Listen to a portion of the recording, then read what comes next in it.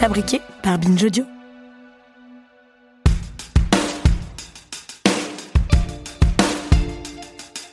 Empêtrés dans les scandales à répétition de l'ICE qui ont fini de convaincre les plus incrédules que oui, le Trumpisme était bel et bien une forme de fascisme, la présidence des États-Unis n'a peut-être pas choisi le meilleur timing pour la sortie du documentaire hagiographique consacré à Melania Trump. Baptisé tout simplement Melania, il est produit par Amazon, dont le patron Jeff Bezos a maintes fois prouvé son allégeance au clan Trump, et ce documentaire est signé par le réalisateur Brett Ratner, blacklisté à Hollywood pour de nombreuses et sordides affaires de harcèlement et d'agression sexuelle. Bref, tout le monde s'attendait à ce que la chose, qui raconte les jours précédant l'investiture de Trump vue du point de vue de son épouse, soit un four. Cependant, il semblerait qu'il fasse de meilleurs scores que prévu au box-office. Peut-être que c'est dû à l'étrangeté du personnage de Melania Trump, à la fois totalement lisse et totalement impénétrable, forcément un peu fascinante sur les bords. Histoire de rester dans le thème, je vous propose de découvrir son parcours, lui aussi tout à fait singulier. C'est ma camarade Juliette Ivartowski qui va vous le raconter dans cet épisode écrit par Audrey Parmentier. Je suis Thomas Rozek et vous écoutez Programme B.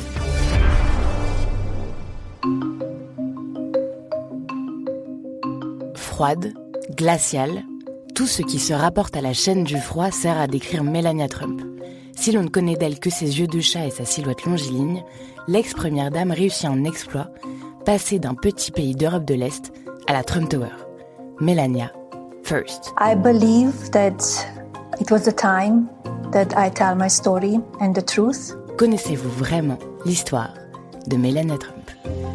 It is a lot of misinformation and falsehoods written about me, and I want to put the record straight.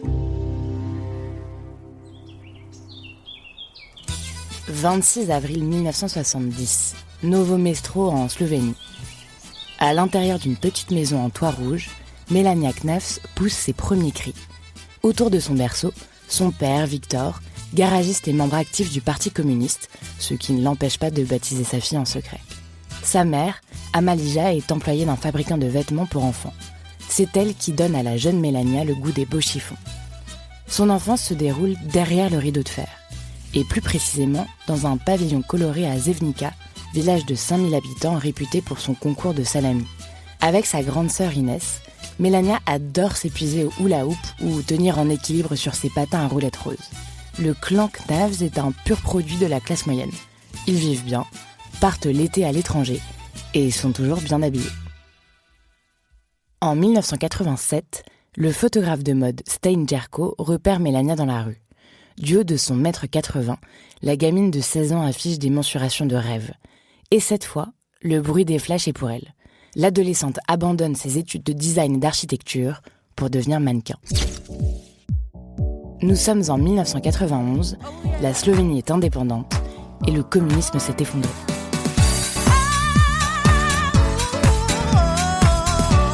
Preuve que tout est possible, garde du corps bodybuildé, limousine noire, jet privé.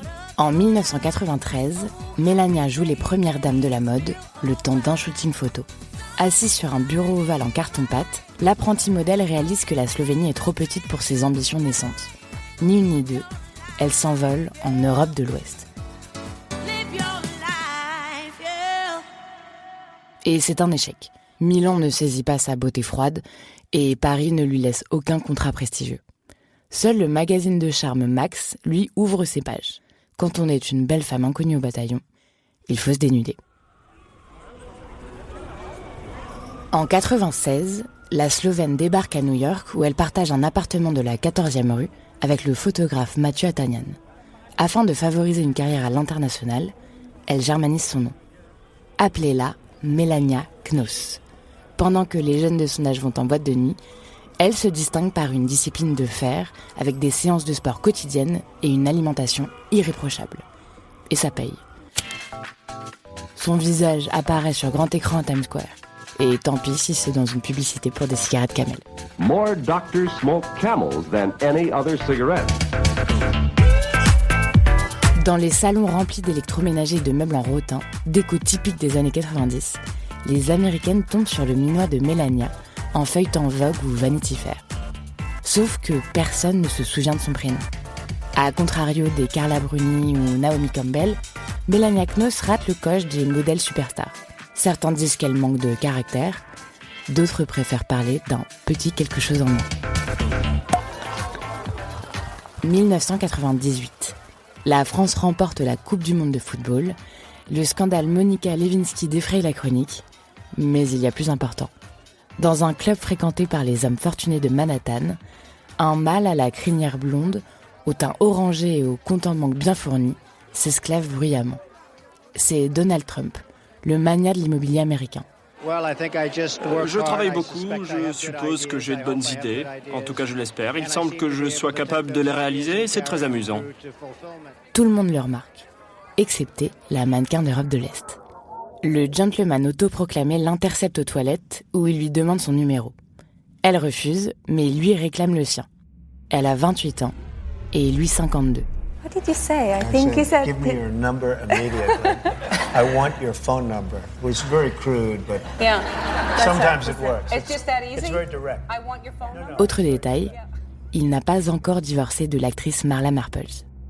C'est le début d'une rom-com chaotique, marquée par des infidélités en série. À coups de bijoux et de promesses en l'air, Melania pardonne et s'installe en haut de la Trump Tower.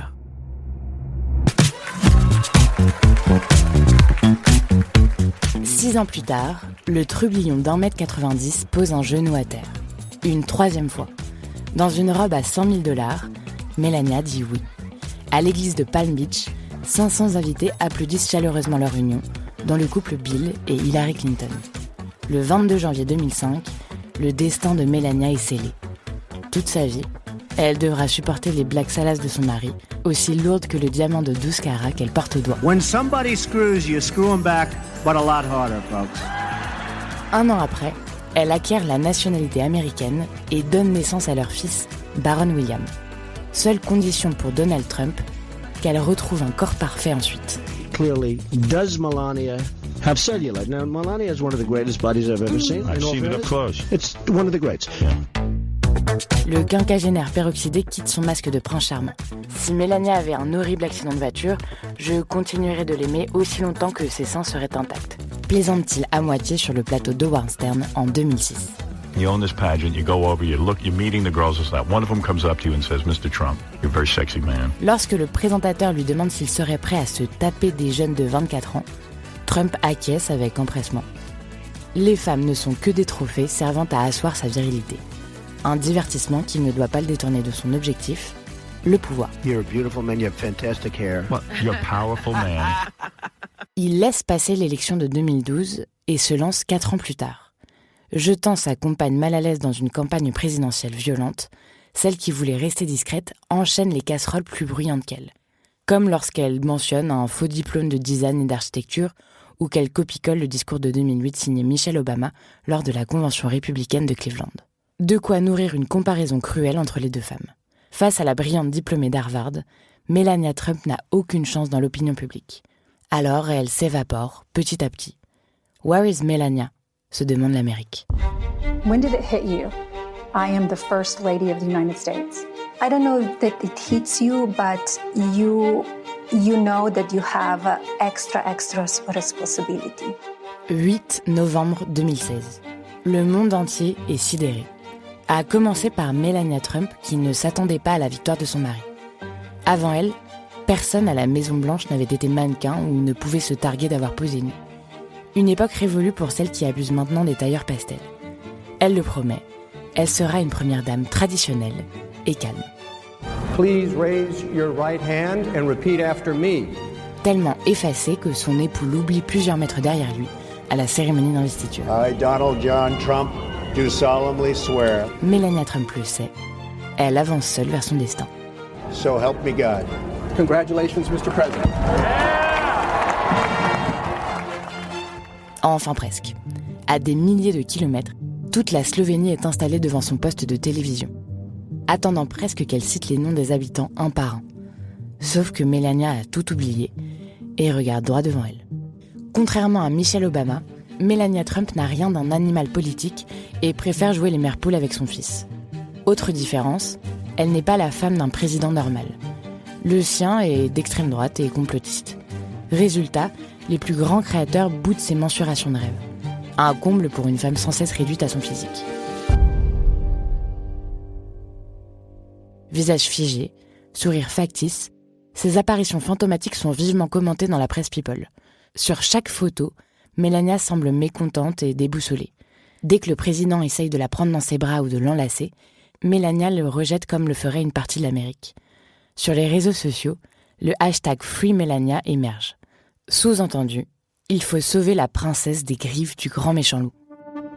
All he wants to, as he says, make America great again. He wants to make this country prosperous, safe for everybody. He wants to make American dream possible again. Si la première dame n'y connaît rien en nucléaire iranien, c'est elle qui gère l'image de Donald Trump. Après chaque prise de parole, Trump demande un feedback à sa femme. Tous les deux ont un point commun, ils sont obsédés par leur apparence. Sur le plan politique, Melania a une autre mission, mobiliser les femmes autour d'un homme misogyne et vulgaire. He is really a family man. He loves his family. He loves this country. And all he wants to build better and prosperous. Elle sert de filet de sécurité lorsque son mari est accusé d'agression sexuelle. Sa rhétorique reste la même, tout est de la faute des médias. Mainstream media branding him as a threat to democracy, calling him vile names. They only fueling a toxic atmosphere. Et il ne la rate pas lorsqu'elle se rend, en juin 2018, dans un camp d'enfants exilés à la frontière mexicaine. L'attention se porte sur sa veste Zara, floquée du texte « I really don't care. Do you ?» Message caché à son électorat ou simple coïncidence, une chose est sûre, la communication n'est pas son fort. En 2020, le couple Trump éteint les lumières de la Maison-Blanche. Melania échappe à un deuxième mandat, loin de Washington, son monde se rétrécit enfin. Sa vie sociale se résume à son fils, ses parents et son styliste. Parfois, elle sort dîner avec Donald le vendredi. Les autres jours de la semaine, le couple fait chambre à part et se croise à peine. Alors quand son mari remet une pièce dans la machine en novembre 2023, pas question de servir de caution glamour. Meeting électoral, gala de charité, sortie publique, tout se fait sans Melania. À peine accepte-t-elle quelques dîners confidentiels. En coulisses, l'ex-mannequin continue pourtant de soutenir le candidat républicain. Elle l'aide à perdre du poids et dynamise son allure. Malgré les révélations de la star du X Stormy Daniels et la condamnation pour agression sexuelle, Melania sort encore les griffes à la moindre critique faite à l'égard de son époux. Une chose est sûre, les médias paieraient cher pour être dans la tête de Melania. I'm an immigrant, and let me tell you, no one values the freedom and opportunity of America more than me. La sortie de son autobiographie était le dernier espoir de percer le mystère, et c'est raté. On apprend qu'elle déteste le poisson cru et qu'elle entretient une correspondance avec le roi Charles III, mais rien sur son couple ou ses idées politiques. Enfin presque, car elle lâche tout de même une petite bombe. Melania défend le droit à l'avortement, à rebours de son mari qui se vante plutôt d'avoir fait flancher l'arrêt Roe versus Wade. Est-ce là un cri d'indépendance ou une tentative stratégique de brouiller la position politique de Donald Trump ? Peu importe ce qu'on pense, Melania s'en fiche. L'ex-première dame ne veut pas plaire aux gens. Et c'est plutôt réussi. I came from a small town in Slovenia and then went to Milan, Paris, New York. And, you know, you never know what can happen in life, right? Mm-hmm. We don't know the future. We don't know what will happen next year. So, you know, here we are.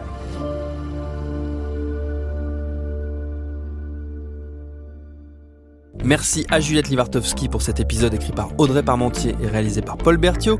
Programme B, c'est un podcast de Binge Audio préparé par Charlotte Bex. Tous nos épisodes, les anciens comme les nouveaux, sont à retrouver sur toutes vos applis de podcast préférés.